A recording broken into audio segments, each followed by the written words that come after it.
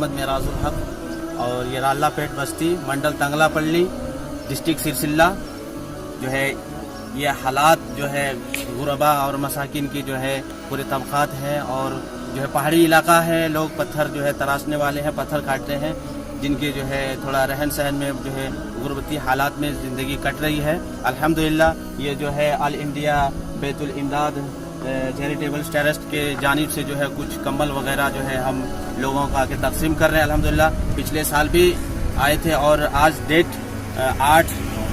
नवंबर 2020 को जो है स्टार्टिंग है। अल्हम्दुलिल्लाह पिछले साल भी इन्हों आए थे और ये जो है इनके जानिब से जो है पूरे इमदाद किया था अल्हम्दुलिल्लाह और इनसे लोग हमारे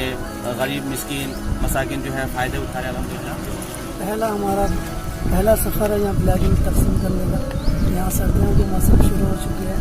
तो आप तमाम हज़रात मुआमिन का हम शुक्रिया खैर मुक़द्दम करते हैं